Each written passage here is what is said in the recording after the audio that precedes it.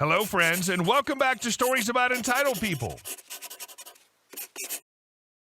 In the first story, our OP's patience cracked and he was brief. Refuse my time off? Better figure out who you're calling in because I'm not going to be there. But before we begin, don't forget to subscribe to our channel if you're new here and turn on notifications so you don't miss a new video every single day. Here we go. Won't give me my ass days off that I asked for 2 months in advance? Enjoy your Sunday. Some backstory. I worked in a thrift store for 5 years and have seen many different bosses come and go. They were given a year to bring the store out of the red or be transferred. We had about 6 to 8 managers come through the store and each had their own idiotic rules or quirks. This one came with a warning label. When it was announced that she was going to be our new manager, one of our new staff broke into tears because she used to yell at him about his work ethic and once threw something at him in rage. After hearing the rumors and actually working with her, nobody really liked her. One of the annoying things she would do is practically scare away new hires.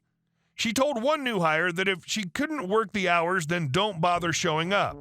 The thrift store only paid minimum wage, so with the temperamental boss and the low pay, we were badly understaffed in all areas. After 5 years of being underpaid to do the hell that was working in a thrift store, I was so done with it all. Fortunately, the Renaissance Fair was coming up, so I had something to look forward to. I love this fair and I go about 4 times a year. They're on the weekends, so I decided that I'd take every Sunday off for 5 weeks. It'd be just one day that would always have to work around, and I'd still work Saturdays. I knew that we were having a staffing issue, so I asked for these days off over 2 months in advance. They started in the end of September and ended at the end of October. Once they were in the system, I told my boss about the days and then waited. September rolls around and she's finally looked at the system and she informed me that she was going to do the best she could. I was worried, but we just hired a new person to do cashier, so I didn't think much of it. The end of September comes up and I'm scheduled the first Sunday I asked off. I didn't fuss and I showed up anyways. She told me she was going to try her best, so I gave her the benefit of the doubt. Next Sunday, same thing. She posted the schedule ahead of time this week and I saw that she was only giving me 2 out of 5 days. At this point, I was putting my foot down. I could have let it go, but 1, I had bought a season pass, and 2, you have to go at least 3 times so money isn't wasted. 2, we have the staff to take over for me on Sundays, but they never bothered to train her. 3, I gave them over 2 months to figure it out. I wasn't planning on letting her get away with this, so I passively-aggressively left her little reminders, sticky notes, on her monitor every other day that I would not be available for the upcoming Sunday. They annoyed her to no end. I arrived at work one morning to a furious manager.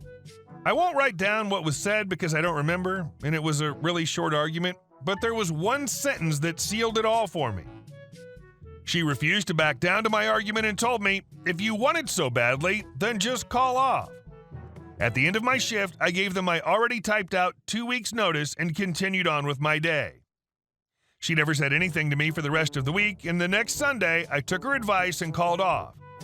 I heard from another coworker that the manager called the assistant manager in bafflement. She said over the phone, "You will never believe who just called off." It's been a year of money troubles, but I don't regret quitting from that crappy place, and I'll never forget her reaction. Legend says that she was so scared after losing her only full-time cashier, me, she now approves even ridiculous day off requests. And our second story. Hey, you can't park in a normal spot. You have a handicap placard. You have to park in the handicap spot. A long time ago, a friend of mine, Kabar, broke his left leg doing something stupid. It wasn't completely shattered, but he wasn't able to walk on it for quite a while. After some time, he got the go-ahead to drive from his doctor and got a temporary disabled parking permit for his car. At this point, he was using crutches. I went over to his place one day to hang out, read, play video games, and after a couple of hours, his wife called and asked how the shopping went. "What shopping?" Kabar asked. The dummy forgot that it was his turn to do the grocery shopping. Not really much of an excuse, he'd done it once already when on crutches. So naturally, we stopped playing and hop in his car to drive to the grocery store. As we're pulling into the parking lot, he goes for the front, I assume to park in the handicap spot, but he sees a regular spot open just next to the disabled spot and resigns to simply park there instead. He says, "I'm not that disabled. A wheeler might need that spot." Heh. He's got this really weird, high-pitched chuckle of a laugh. We went out of the car, and all of a sudden this crazy lady in a car behind us starts honking and yelling. "Hey, you can't park there! There's a disabled spot right there!" she screamed.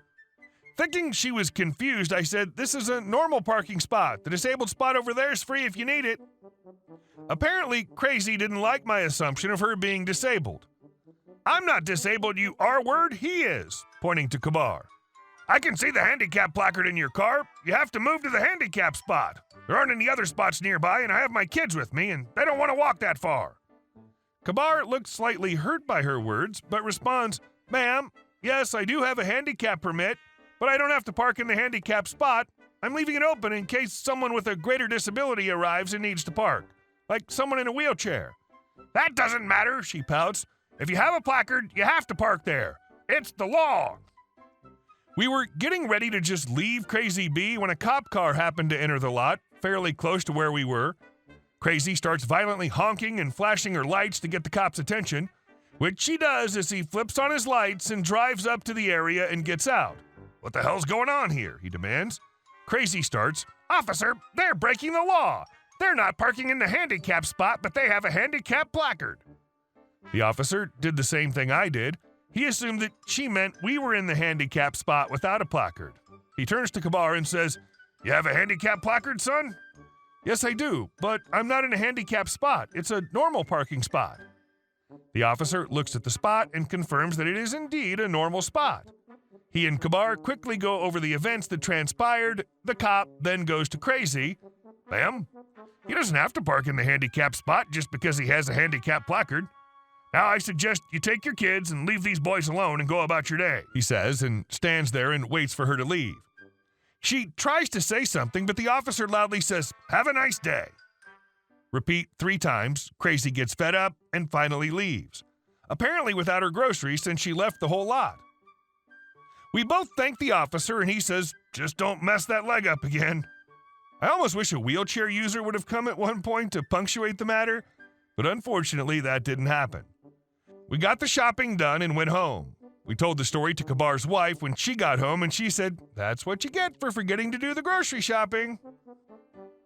Wow, because her kids are lazy? Best example to set there, Mrs. Crazy. And our last story. Entitled mom and daughter try to con counsel for a new BMW. So, quick recap. My late neighbor, known as Crazy Pants, and her adult children were super entitled and made life miserable for people living in the same street as Crazy Pants.